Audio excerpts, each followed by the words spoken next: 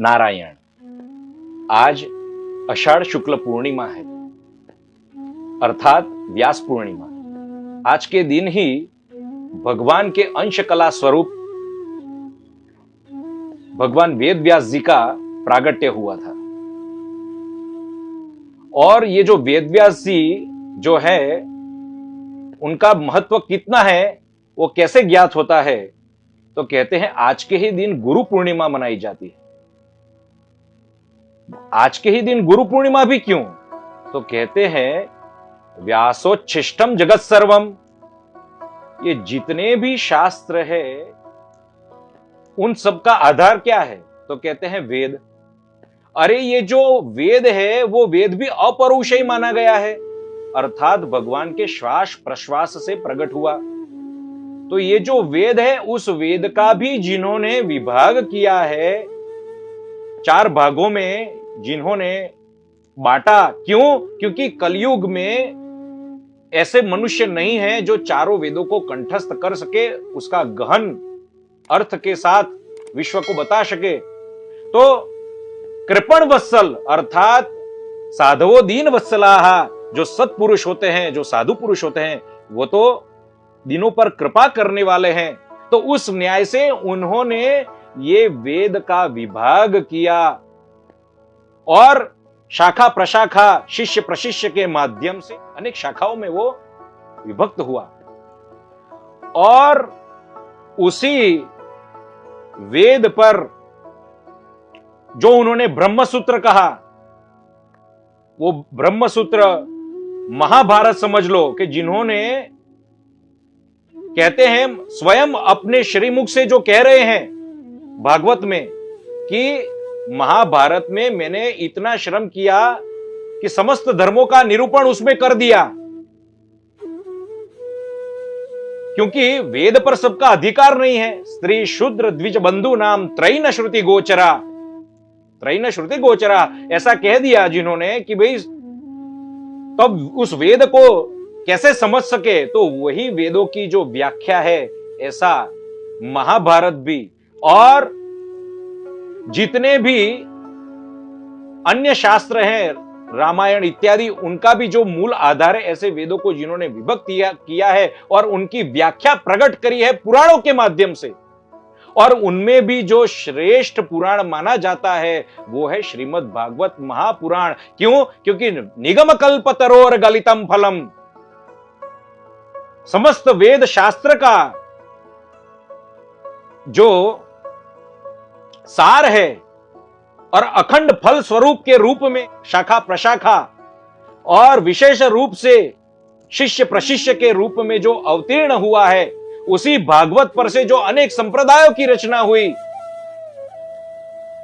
ऐसा भागवत शास्त्र भी किन्होंने प्रदान किया,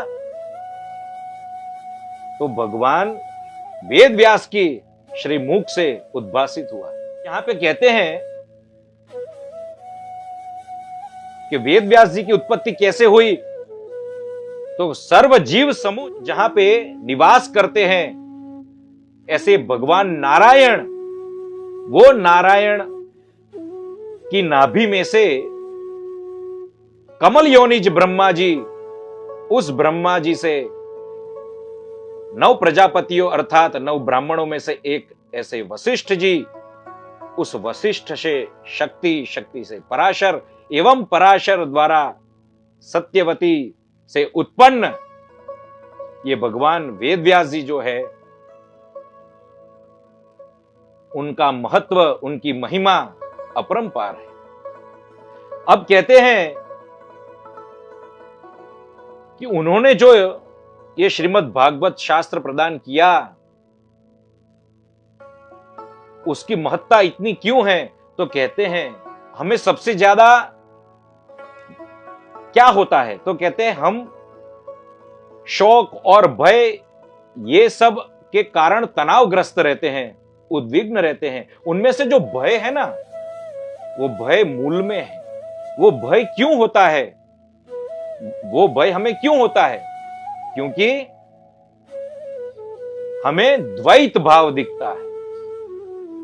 द्वैत अर्थात हमें अपना आत्म स्वरूप हमारा जो मूल स्वरूप है उसके विषय में अज्ञानता है। अर्थात हम भेद में रमण करते हैं। जो तत्व मेरे में है वही तत्व सर्व सृष्टि में है, वो हमें ज्ञात नहीं है।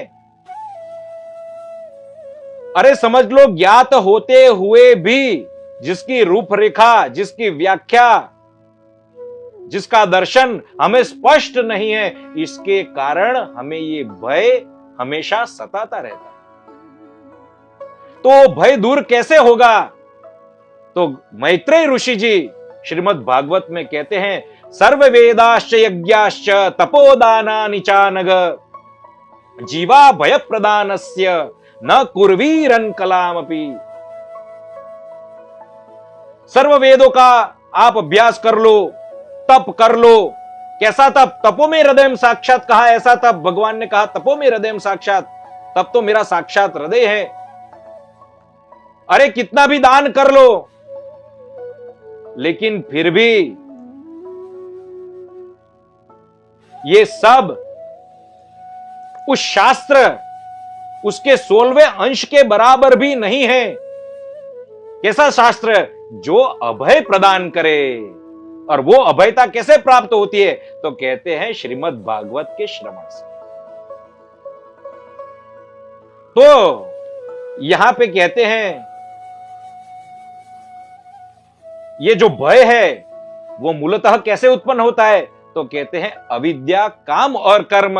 ये अविद्या क्या है? तो हम अपने आप को आत्मा न समझते हुए शरीर मान बैठते हैं, और ये शरीर को मानने के कारण हमें कई प्रकार के संकल्प विकल्प होते हैं, कामनाएं उत्पन्न होती है। उस कामना को पूर्ण करने के लिए हमें कर्म करना पड़ता है। उसी कर्म के कारण एक कर्म से अनेक कर्म, और ये कर्म बंधन की श्रृंखला हमें ये जन्म मरण रूपी संसार चक्र में फंसाती रहती है। अनेक जन्म लेने पड़ते हैं।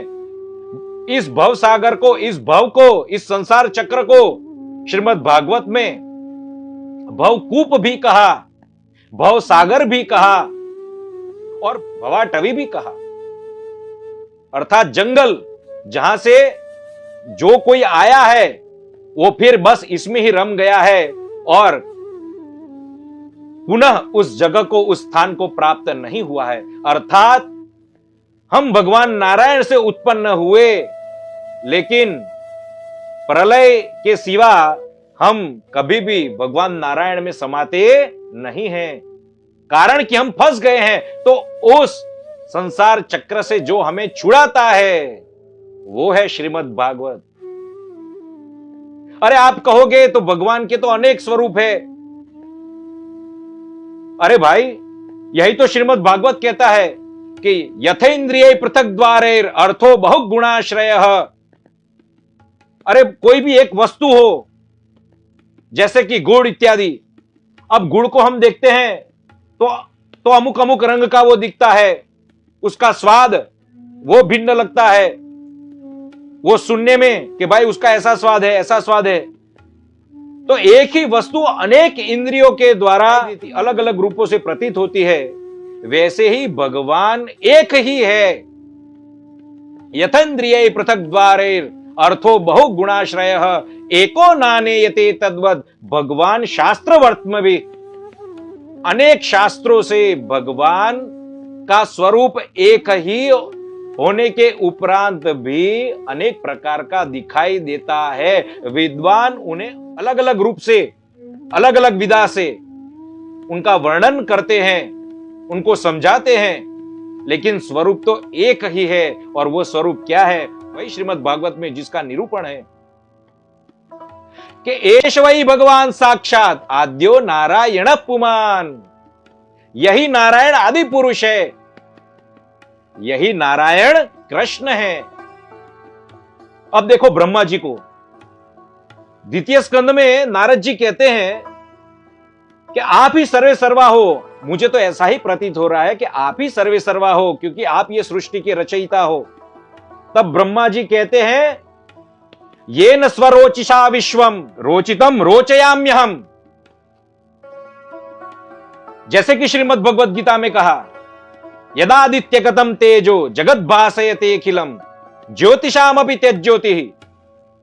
ये सर्व ग्रह नक्षत्र तारा मंडल सूर्य चंद्र इत्यादि जो भी है वो भगवान के तेज से प्रकट है, वो भगवान के तेज से प्रकाशित हो रहा है। और उस तेज से प्रकाशित होने के पश्चात मैं पुनः उस अपने तेज से उसको प्रकाशित करता हूं। यानी मैं सर्वे सर्वा नहीं हूं, मेरे पीछे भी कोई और है। तो यहां पे वो कौन है? तो फिर कहते हैं नारायण परावेदा नारायण परामका। अंततः तो सर्व सब कुछ नारायण ही है। उसी नारायण से हमारी उत्पत्ति हुई है। ये नारायण कौन है? तो यही दशम स्कंद में आते आते ब्रह्मा जी, जो भगवान कृष्णचंद्र सच्चिदानंद रूपाय विश्वोत्पत्त्यादि हेतवे, वही भगवान जो है सच्चिदानंद स्वरूप भगवान यहां पे बालक के रूप में अवतीर्ण हुए दशम स्कंद में और वहां पे लीला कर रहे हैं। और उनकी लीला को देखते देखते ये ब्रह्मा जी ये भूल गए, ये उनसे विस्मृत हो गया कि ये तो साक्षात भगवान है, और उनकी परीक्षा लेने को चले। और स्थिति क्या हुई? अंत में क्षमा मांगनी पड़ी। और वो क्षमा क्या की कि भले सृष्टि रचना करता हूं मैं आपकी कृपा बल से, और उस समय प्रभु सदृश जो मैं दिखता हूं लोगों को, अन्यत्र भले प्रभु हूं, लेकिन जब आप सन्मुख हो वास्तविक रूप से तो आप ही नाथ हो, और मुझे सनाथ जानकर मुझे क्षमा करो, मेरे पर अनुकंपा करो। तो ऐसा अभिमान जब ब्रह्मा जी को हो जाता है तो सामान्य मनुष्य को क्यों नहीं होगा? ये कर्म जो कि मिथ्या है, अंततः तो वो मिथ्या ही है। क्यों? क्योंकि ये जो भी कर्म हम करते हैं, वो ये जो जगत है वो भी मिथ्या है। उस मिथ्या जगत में हम मिथ्या कर्म करते हैं। तो कहते हैं पहले सकाम कर्म, फिर निष्काम कर्म, और फिर निष्काम कर्म के पश्चात जब वो कर्म भगवान को अर्पण किया जाता है तब ज्ञान योग या भक्ति योग प्रारंभ होता है। भक्ति योग चाहे आपने सकाम कर्म करते हो उसी समय भी आरंभ भले कर दिया हो, लेकिन वो परिपक्व कब होता है? तो कहते हैं जब वो कर्म निष्काम होकर जब भगवान को अर्पण किया जाता है, तब जाकर भक्ति धीरे धीरे परिपक्व अवस्था में पहुंचने के लिए योग्य बन जाती है। तो ये सब जो शास्त्र से हमें ज्ञान प्राप्त होता है वो किससे होता है? तो कहते हैं श्रीमद् भागवत से। अनेक प्रकार बताए गए, मूर्ति पूजा भी बताई गई, और मूर्तियों में भी श्रेष्ठ क्या बताया गया? तो कहते हैं मनोमयी मूर्ति। श्रीमद् भागवत कहता है कि मनोमयी मूर्ति जो है वो सर्वश्रेष्ठ है। लेकिन सामान्य मनुष्य मनोमयी मूर्ति की कैसे धारणा कर सकता है? कुछ मनुष्य ऐसे होते हैं, अनेक जन्म जन्म से जो संस्कार बने होते हैं, कोई योग भ्रष्ट भी होता है उनमें से, कि जो भगवान का ध्यान करते हैं तो ध्यान में लग जाते हैं। अन्यथा तो सामान्य मनुष्य को तो ये पाषाण आदि की मूर्तियां उनका आधार लेना पड़ता है, और तद्वत भगवान को उसी प्रकार भजते हुए फिर धीरे धीरे वही भगवान मेरे हृदय में विराज रहे हैं। यही भगवान सर्वव्यापक है, और वही भगवान का जो स्वरूप है, कैसा स्वरूप? वदन्ति तत्तत्त्वविदं तत्त्वं यद् ज्ञानमद्वयम् ब्रह्मेति परमात्मेति भगवान इति शब्दते। यही निर्गुण ब्रह्म, यही ब्रह्म परमात्मा है, यही परमात्मा भगवान है। कैसे भगवान? कि जिनकी सेवा सभी गुणगण किया करते हैं।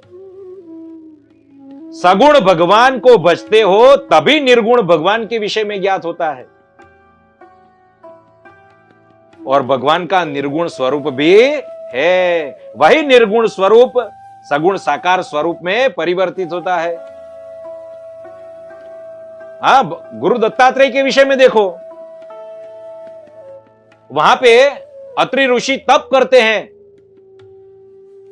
और तप में कहते हैं कि आप प्रकट हो, तब 3 रूप प्रकट हो जाते हैं। ब्रह्मा विष्णु महेश से संयुक्त जो रूप प्रकट होता है, तब वहां पे कहते हैं कि मैंने तो केवल एक को ही चाहा था और ऐसा कहा था कि आप जो रूप में है वो रूप में प्रकट हो, तो आप तो 3 रूप में आ गए। तो कहा हमारे तीनों में कोई भी भेद नहीं है, त्रयाणाम एक भावानाम, हमारे तीनों में कोई भेद नहीं है। जो भेद करता है वो तो मूढ़ बुद्धि है। उसी भगवान को कौन? दत्तात्रेय जी कहते हैं। दत्तात्रेय के विषय में क्या कहा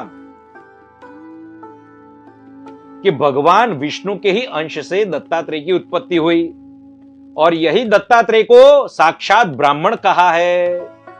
श्री भगवान उवाच, अपने भगवान क्या कहते हैं? भगवान कृष्ण उद्धव को क्या कहते हैं? ये तो ब्राह्मण है, साक्षात ब्राह्मण देवता के रूप में प्रकट हो रहे हैं। वहां पे अवधूत है लेकिन उपाधि तो अंत में तो ब्राह्मण ही कहा है, क्योंकि वो ब्राह्मण है।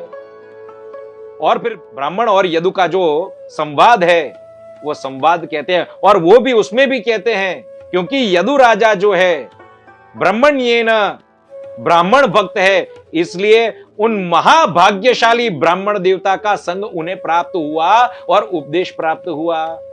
और वो उपदेश फिर इतिहास के रूप में यहां पे भगवान वर्णन करते हैं उद्धव जी को। तो वो गुरु दत्तात्रेय, वो भी गुरु माने गए। तो उन सभी गुरुओं का जो निरूपण जो श्रीमद् भागवत में हुआ है, ऐसा श्रीमद् भागवत हमें क्यों श्रवण नहीं करना चाहिए? अब देखो, ज्ञान प्राप्त होता है 2 मार्ग है। एक तो उपदेश से, उपदेश तो पहले हो जाता है गुरु के मुख से और उसके पश्चात हमें आत्मसात करना पड़ता है। और दूसरा होता है स्वयं शिक्षा प्राप्त करना। गुरु दत्तात्रेय जी ने स्वयं शिक्षा प्राप्त करी है, लेकिन वो अवधूत शिरोमणि है, साक्षात भगवान के अवतार हैं। और फिर उन्होंने प्रकृति में जन्मे ये पशु पक्षी इत्यादि हैं, उनसे, मनुष्य इत्यादि से शिक्षा प्राप्त करी, किसी के मुख से प्राप्त नहीं करी। ये जो श्रीमद् भागवत हमें जो प्राप्त हुआ है, उसका रसास्वादन हमें क्यों नहीं करना चाहिए? अवश्य करना चाहिए। और व्यास पूर्णिमा की आप सबको खूब खूब शुभकामनाएं।